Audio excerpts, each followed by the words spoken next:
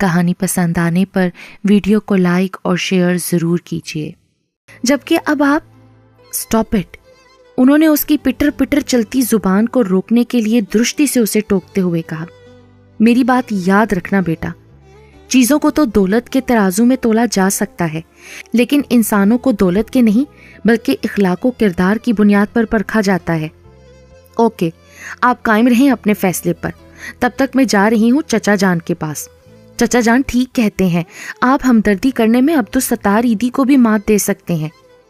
وہ اٹھی تھی اور دھپ دھپ کرتی کمرے سے نکل گئی، اور پیچھے حیدر شاہ اس کے باغیانہ لہجے کو محسوس کرتے ہوئے اس کی خوش فہمی پر سوچتے رہ گئے تھے کہ عثمان کو ان کی ہمدردی کی نہیں بلکہ عنایا کو اس کی ضرورت پڑ سکتی ہے۔ یہ اوائل مارچ کی ایک شام تھی، نرم گرم ہوائیں سبک رفتاری کے ساتھ چل رہی تھیں اور لان میں لگے پودوں اور چنبیلی کے پھولوں کے ساتھ چھیڑخانی کرتی دکھائی دے رہی تھیں۔ دور فلک پر سرمئی بادلوں کی اوٹ میں سورج اپنا چہرہ چھپائے سنہری کرنیں ہر سو بکھیر رہا تھا۔ شاہ نواز شاہ اور ان کا اکلوتا بیٹا فیصل شاہ اس وقت فیصل ہاؤس کے لان میں آمنے سامنے بیٹھے شام کی چائے سے لطف اندوز ہو رہے تھے، اور بیگم شاہ نواز لان میں لگے پودوں کو پانی دینے کے اپنے پسندیدہ مشغلے میں مصروف تھیں، جو وہ نوکروں کی فوج ہونے کے باوجود ترک نہیں کر سکتی تھیں۔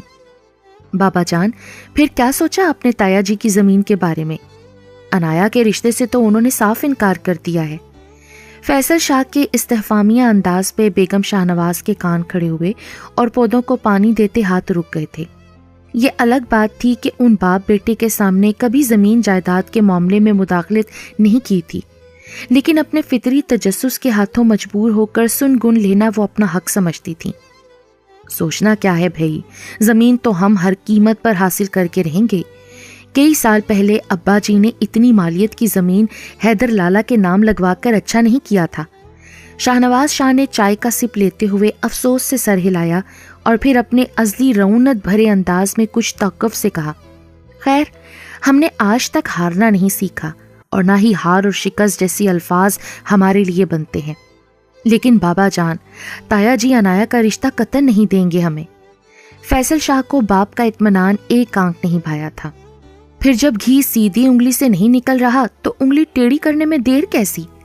وہ باپ کے سامنے اپنی بہادری کے جوہر دکھانے کے لیے بے چین تھا۔ بزدل لوگ انگلی ٹیڑھی کیا کرتے ہیں، ہمیں انگلی سیدھی رکھ کے بھی اپنا مقصد نکالنا بخوبی آتا ہے۔ شاہ نواز کو اپنی صلاحیتوں پر پورا اعتماد تھا، اور پھر عنایا کے اپنے باپ سے ناراض ہو کر شاہ نواز شاہ کے گھر آمد نے ان کے اس اعتماد کو صحیح ثابت کر دیا تھا۔ ان کی پچھلی کچھ سالوں سے خلوص اور محبت و شفقت کی اداکاری اور عثمان اور اس کے گھر والوں کو لالچی اور خود غرض قرار دے کر عنایا کو عثمان سے شادی کرنے کے فیصلے سے مزید متنفر کر دیا تھا۔ اس لیے عنایا باپ کو اپنی بات سے 1 انچ ہٹتا نہ دیکھ کر ان سے ناراضگی کا اظہار کے طور پر گھر چھوڑ کر چچا کے گھر آ گئی تھی، اور اسے پورا یقین تھا کہ ہر بار کی طرح بابا جان اس کو منانے کے لیے اپنے فیصلے سے دستبردار ہو جائیں گے، لیکن وہ نہیں جانتی تھی کہ اس کا یہ یقین غلط ثابت ہونے والا تھا۔ زندگی میں اپنی یا کسی دوسرے انسان کی ذات پر حد سے بڑھا ہوا یقین ہی ہمیں بعض اوقات شکست سے دوچار کرنے کا سبب بنتا ہے۔ اسے چچا کے گھر آئے ہوئے 1 ہفتہ ہو گیا تھا۔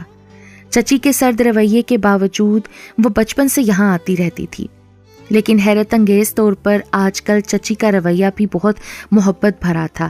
شاید ان کو